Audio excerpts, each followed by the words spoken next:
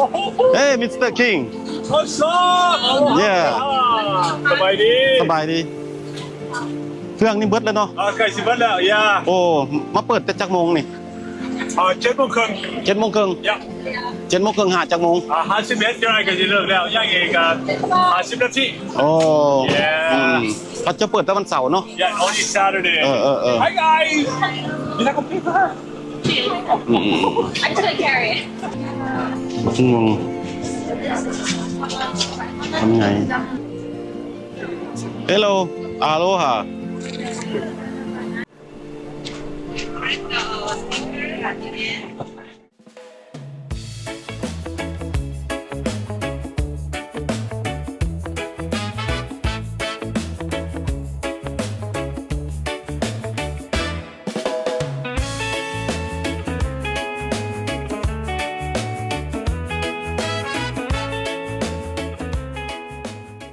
Blouse Hawaii travel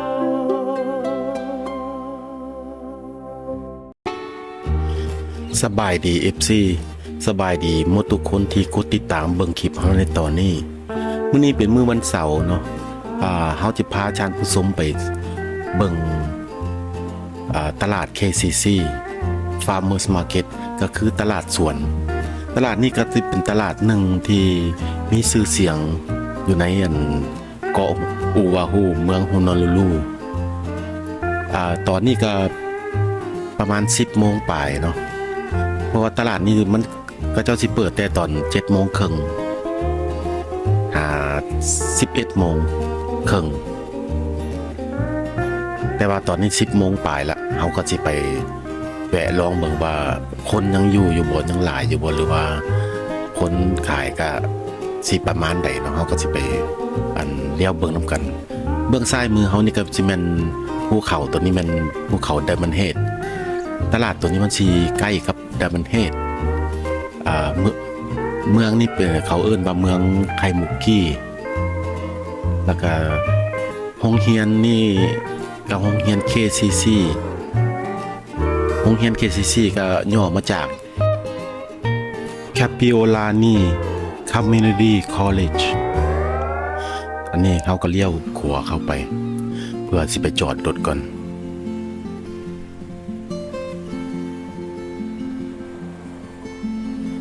ตลาดก็สิอยู่เบื้องซ้ายมือที่เขาแนมเห็นอันนี้เขาสิเข้าไปจอดรถก่อนเนาะ บัดนี้เขาก็จอดรถเรียบร้อยแล้วเนาะมาเบิ่งตลาด KCC นำกันว่ามันสิเขาสิขายหยังเด้แล้วก็มี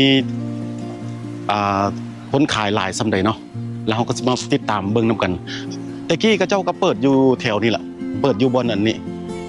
บัดนี้ก็เจ้าขยายใหญ่ขึ้นมาหน่อยนึงก็เจ้าก็ให้คนมาจอดบนนี้บนลานจอดรถอันนี้นักท่องเที่ยวแล้วก็คนไทยบ้านส่วนหลายจะเป็นนักท่องเที่ยวคนไทยบ้านอาจจะมีบ่หลายปานใด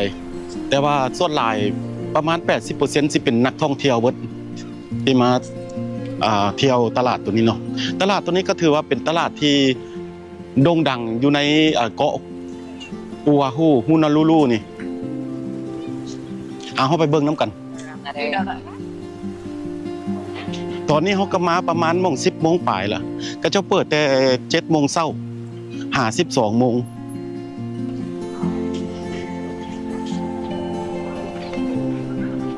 ก็เจ้าก็มีตำรวจยามอย่างดีเนาะเป็นไงเนี่ย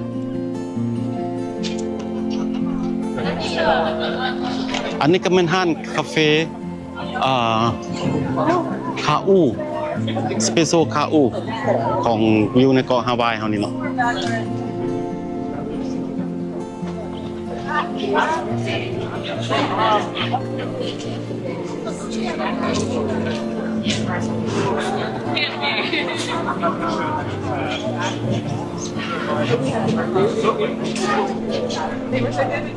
เขาเจ้าสิเฮ็ด2-3 แถว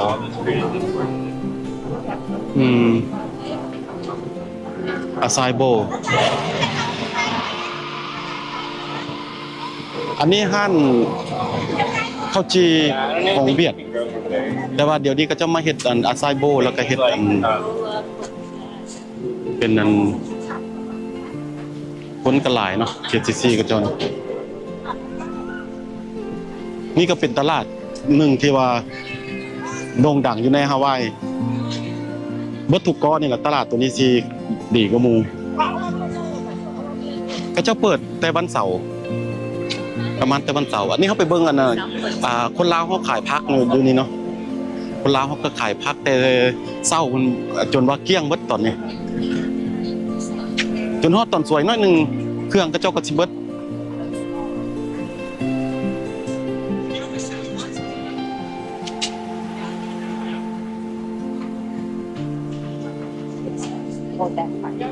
บักม่วงนี่ก็บักม่วงเขามีก็เจ้าปลูกอยู่นี่แหละบักม่วงนี่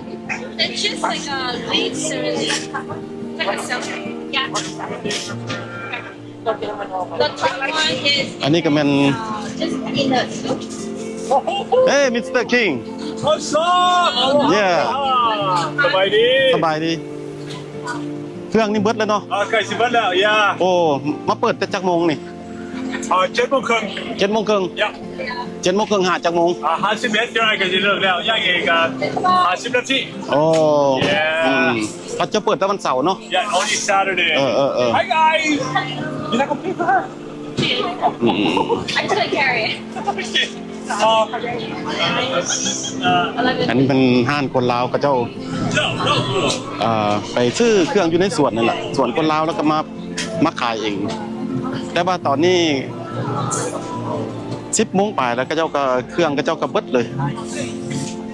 Guys, have a wonderful day. มีฮอดบักน้ำนมเขาก็สิบ่ได้ไปเบิดทุกห้านเขาก็สิมีแต่ย่างรอบๆไปเบิ่งก็ว่าก็มีห้านใดๆขายอย่างใด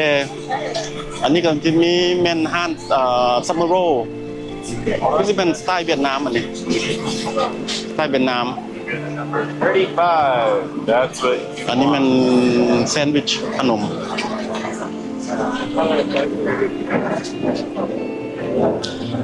ส่วนหลายที่เป็นญี่ปุ่นนี่ก็สักประมาณว่ามัน60-70%บ่ว่าญี่ปุ่นนี่อเมริกาก็จะเป็น20%นอกเหนือนั้นจะสิเป็นคนทั่วไป คนไทยบ้านแล้วก็คนเอเชียทั่วโลกมาเที่ยวนี่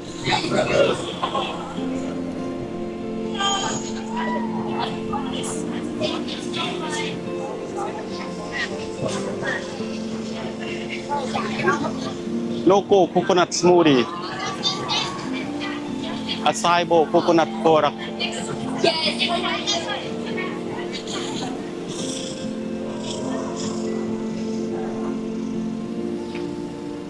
ช่วงนี้ช่วงกระเจ้าไก่สิเลิกแล้วคนก็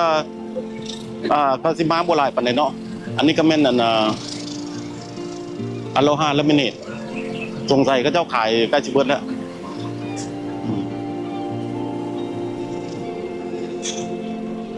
ทุกคนอยู่ในนี่เห็นกระเจ้ายืนอยู่แบบนี้กระเจ้าบีซี่แต่เศร้าแต่ว่าตอนนี้คนใกล้สิเบิดแล้วอันนี้ก็เป็นโคฟาร์มนี่สิเป็นคนโลโก้ก็เป็นพวกญี่ปุ่นคนฮาวายที่ว่าขายเครื่องขายผ้าขายอย่างเอง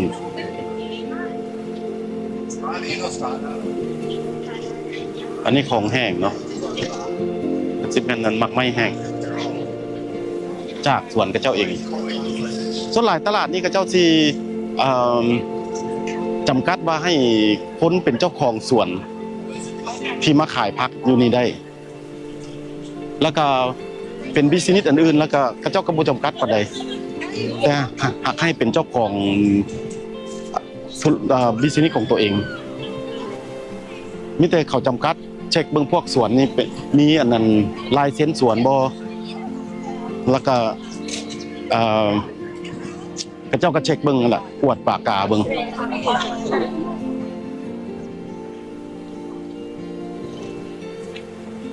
It's one of the sweeter ones that we have.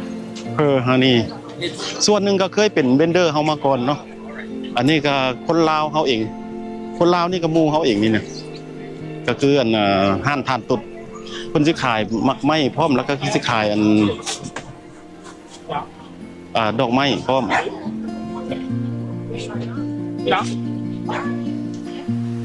ท่านตุ๊ดไปสลักคือบ่เห็นมาขายบ่ได้มาเจ้ามาขาย2คนนี่วะโอ้อืมปกติหนึ่งโอ้ไปขายผู้เดียวก็ร่อนเสยวะตายขายผู้เดียวสามวนนี่ก็เก่งเด้ออยู่ในฮาวายนี่เป็นบ่แม่นธรรมดาเด้อสามวนนี่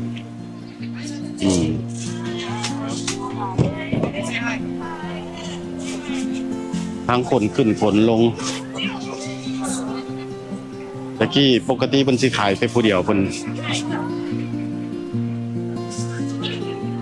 บัดแล้วก็ขนเมื่ออีก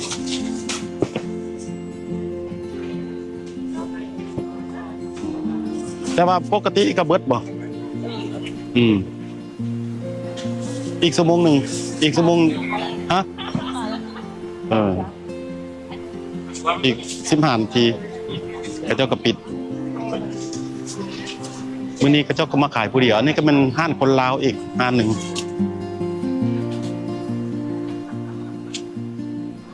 อันนี้มากกล้วยไม้ต้นกล้วยไม้ของพวกญี่ปุ่นเขาอันนี้ก็เป็นห้านคนลาวอีกขายผักขายหมักไม้เอาชิ้นยางเข้าไปเบิ่งกันขายบักปีบัวละพาบักงวงทำไง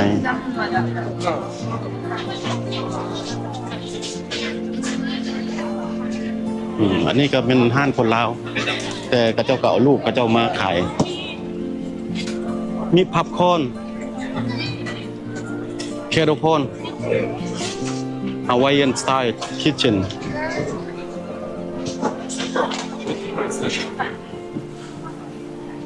Mexican food อันนี้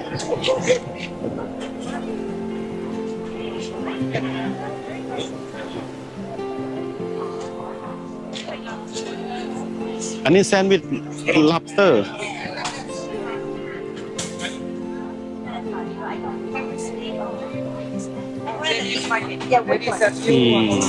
พระเจ้าเอา lobster ใส่ในแซนด์วิชใส่ในข้าวจี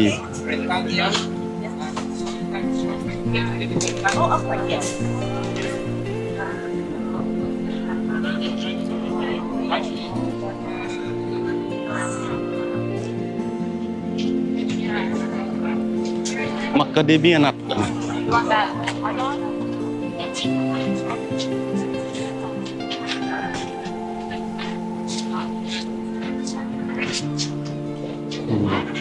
อันนี้ส่วนหลายก็สิรู้จักกันเบิดอันนี้ก็ห้านคนลาวเขาอีกห้านหนึ่งก็เจ้าสิขายอันซุกเคนจูสน้ำอ้อยปั่นสบายดีบีซี่ป่ะโอ้บีซี่แล้วเนาะคนเรียนเป็นแถวเนาะโอ้เกนซีนี่ส่วนหลายก็สิโอเคอันนี้ก็คนลาวเขามาขายน้ำอ้อย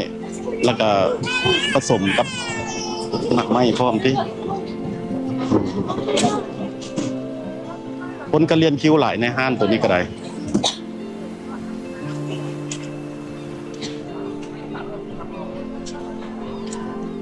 อันนี้ create your own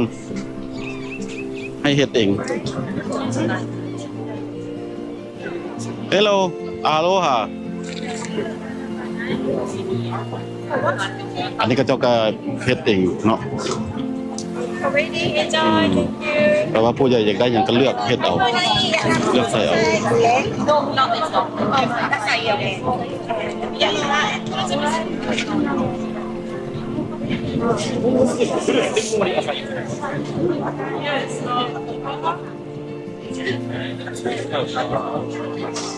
สมูทตี้อันนี้บับเบิ้ลดริงก์อันสตรอเบอรี่มูจิสตรอเบอรี่ทั้งในตลาดตัวนี้คนก็จะนิยมหลาย เขาขายอย่างกับพ่อได้ขาย ทุกคนบีซี่เบิดทุกคนเขาสิขายดีเบิดทุกคน อันนี้ขายอาหารเช้า breakfast ของคนฮาวายของฮาวายอันนี้มันอาหารฮาวายเด้ออันนี้อาหารฮาวายมันสิเป็นประมาณนี้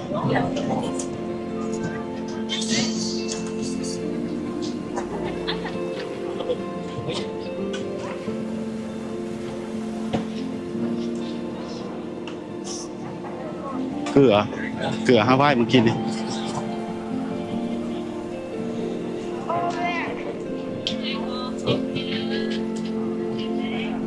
อันนี้ขายมักซารีเม็กซิกันสตรีทคอร์น来てくれてありがとう。スティッカーどうぞ。いつもあります。いつもあります。毎週土曜日来てます。คัดผู้ใดสั่งแต่ว่าเขาเจ้าว่าเม็กซิกันสตรีทคอร์นแต่ว่าเขาเจ้าว่าภาษาญี่ปุ่นหมดก็สิเป็นเจ้าของหรือเป็นคนงานเขาเจ้านี่แหละเอาก็บ่ฮู้เนาะก็เบิ่งเอาเฮาก็บ่ได้มารีวิวห้านใดห้านหนึงมีแต่ว่าอยากให้คนรู้จักซื่อๆว่าอยู่ตลาดนี่มันเป็นปานใดซ้ำใดเนาะอันนี้ก็เป็นอาหารญี่ปุ่นเขายาโกซากิราคาเป็นประมาณนี้เนาะ8อันต่อ13ดอล14ดอล14ดอล8อัน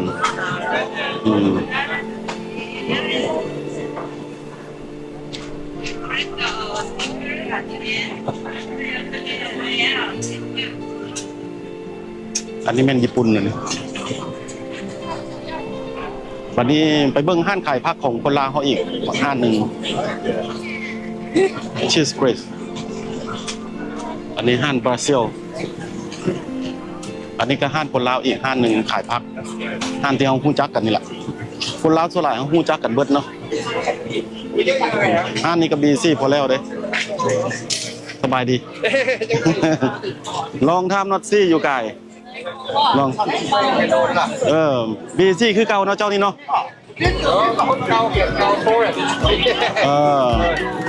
บีซี่เป็นได้สบายดีเลยอันนี้มันก็เป็นบ่เห็นโดนเนาะหลายปีแล้วเนาะยังบุ๊กคือเก่าเนาะแบบเก่าอยู่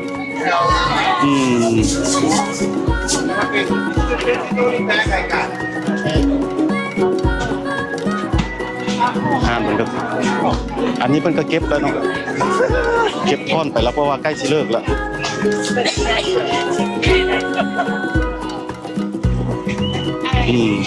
โอเคเก็บไปก่อนเนาะสบายดีคือเก่าอันนี้มันผิดฟาร์มผิดฟาร์มโอเคซื้อเป็นกระผิดนี่ละคนลาวมาขายน้ำกันครับคนนี้แหละก็คือว่าแฮปปี้เบิร์ดทุกคนดีใจอันนี้ของน้ำอ้อยฮาวายน้ำอ้อยสไตล์ฮาวายเบิ่งเปลือกมันก็เจ้ากระเห็ดออกทางนอกเลยขายยังก็พอได้ขายยังตลาดตัวนี้ก็มีห้านตำบักหุ่งอีกห้านตำบักหุ่งก็มีด้วยนี่เบิ่งดูเบิ่งห้านตำบักหุ่งดูสิเป็นคนลาวหรือคนเวียดฮันเลเอว่าไทยฟาร์มอันนี้ไทยฟาร์มเมอร์โอ้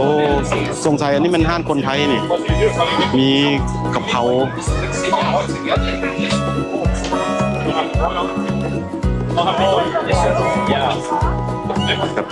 ขายปนกันเลยกระเจ้าที่ขายอันนั้นพักขายอย่างได้จักเล็กจักน้อยแล้วก็กระปนกันมีตำบักหุ่งแล้วก็มีไข่นี่ก็ออกจากสวนกระเจ้าเองนี่เพราะว่าเขาจะบ่ให้ซื้อจากกันประเทศอื่นเนี่ยเขาเจ้าให้ออกจากสวนตัวเองจึงก็เข้ามาขายได้อยู่ห้านตัวนี้ข้างหน้านี่ก็จะเป็นเขาเจ้าเฮ็ดเป็นถุงทำให้โอ้เขาเจ้าก็เฮ็ดเป็นสำเร็จรูปให้แล้วเนาะ ตำบักหุ่งตำบักหุ่งเป็นประมาณนี้โครงนึง$7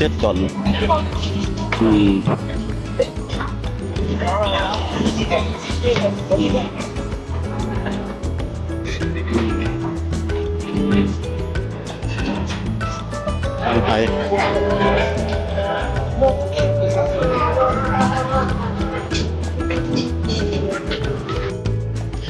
ตลาดตัวนี้สิมี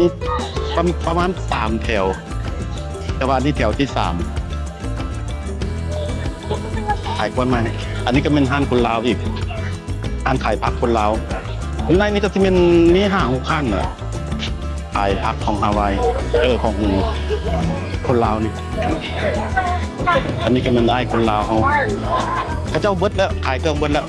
ประมาณอีกยังอีกชั่วโมงนึงสิปิดนี่แปลว่าเครื่องเขาเจ้านี่เบิดแต่เช้าๆก็จะสิเท่งมาเต็มทีเลยนี่จนว่าล้นโต๊ะล้นอย่างแต่ว่าเขาไม่ได้มาตื่นมาแต่เช้าๆเนาะเขาก็มาตอนเขาเจ้าใกล้สิเลิกแล้วประมาณอีกชั่วโมงนึงเลิก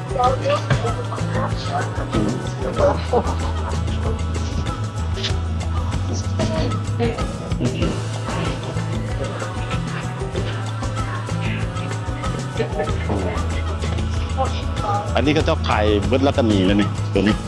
หรือว่าก็เจ้าโบได้มามื้อนี้วายมันโลบีคีเปอร์วายมันโลกับบนเมืองบนสวนที่เขาไปขายดี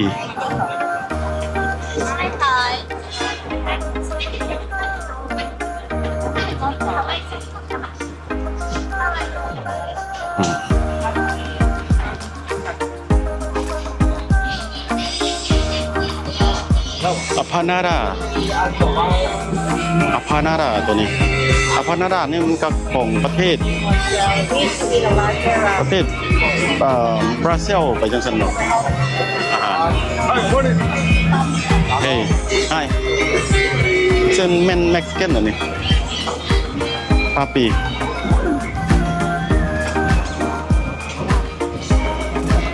แถวที่1ที่2ที่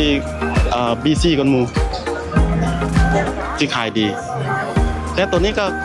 ขายดีอยู่หรอก Pacific คู่อันนี้ขายยัง Ginger Mocktail อันนี้ก็อาจจะเป็นห้านคนลาวเขาอีกขายเอาเป็นมะนาวนี่3หน่วยต่อ2ดอลหน่วยละดอลประมาณนี้เนาะสบายดี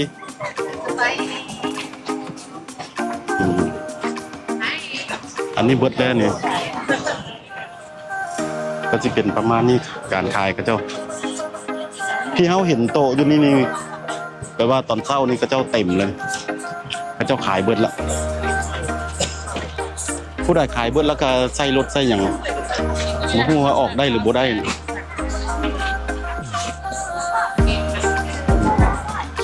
อันนี้ก็ขายซาลซ่าขายชิปกับน้ำจิ้ม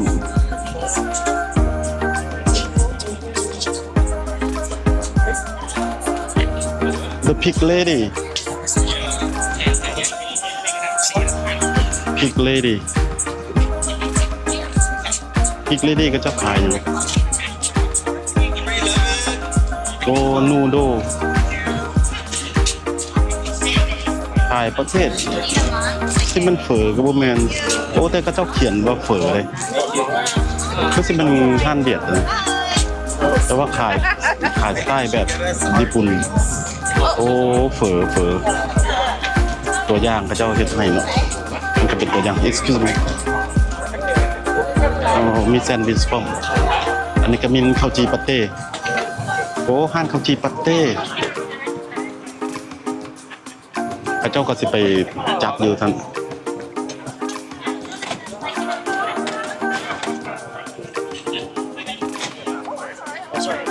เขาก็บ่ได้มาแต่เช้าตอนพระเจ้าเปิดเนาะแต่ว่าปกตินี่แต่เช้านี่พระเจ้าสิมาเต็มแน่นทั้งไทยบ้านไทยซองพระเจ้ามาเพราะว่าพระเจ้าบ่อยากแดดร้อนไผบ่อยากแดดร้อนพระเจ้าก็มาแต่เช้าเพราะว่า ตอนสวยมาแล้วมันสิเป็นแดดกล้าแบบนี้แหละกระเจ้าก็เลยมาแต่เศร้าๆแต่เศร้าๆนี่ก็สิย่างจนเบียดกันบนในตลาดนี่นะ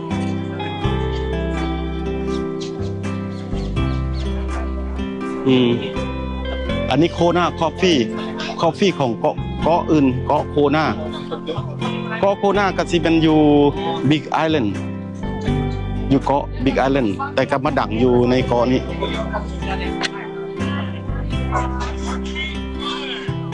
100% โคนาคอฟฟี่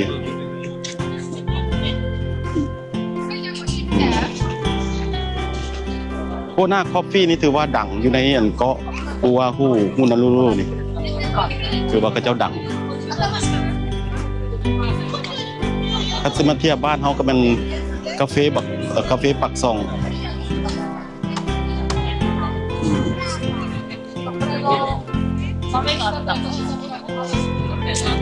ขาเจ้าขายถุง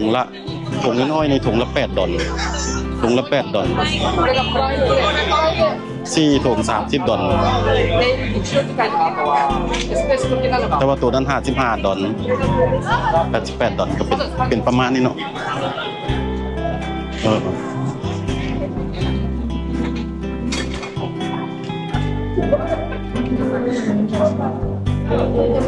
อันนี้ขายผู้เดียวขายอาหารอิตาลีอันนี้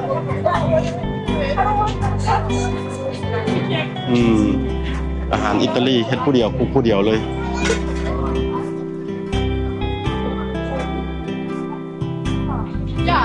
ก็บ่ฮู้ว่าคนขายเขาเจ้า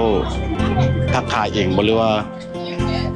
มีคนมาขายซอยแล้วเขาไปห้องน้ำบ่ก็บ่ฮู้เนาะก็ถือว่าตู้นี้เฮ็ดผู้เดียว3เตาเลยอาหารอิตาลีเราเห็นโดยไวเลยเนี่ย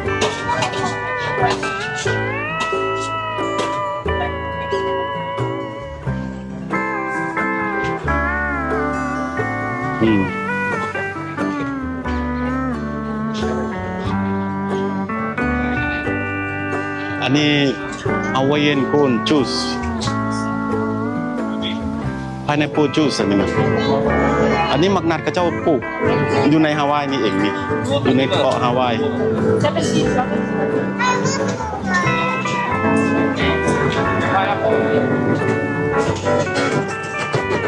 แล้วก็มีคนมาเล่นดนตรีเพื่อเอาทิปเอาโดเนชั่น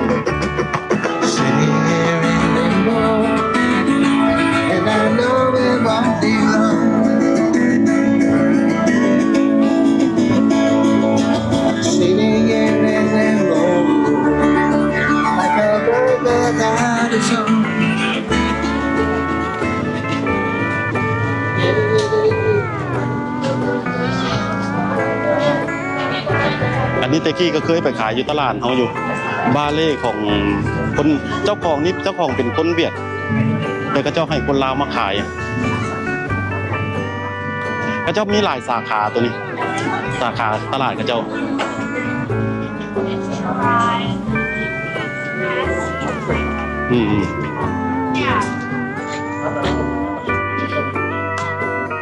เอามาเบิ่งตลาด KCC กับเบิดประมาณนี้เนาะเอาก็สิได้กลับเมืองท่านผู้ใด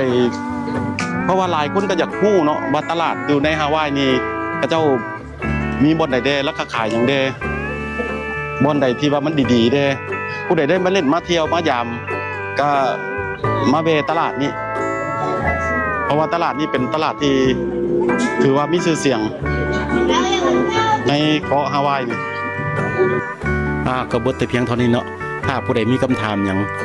อยากฮู้หยังก็ให้พิมพ์คอมเมนต์มาอยู่ใต้คลิปของเราได้คันมักวิดีโอเฮาก็อย่าลืมกดไลค์กดแชร์กด Subscribe เพื่อเป็นกำลังใจให้เฮาได้เฮ็ดคลิปอีกต่อไปเด้อขอขอบใจจะได้รสชาติที่บ่อาหารเป็นตามคนที่มา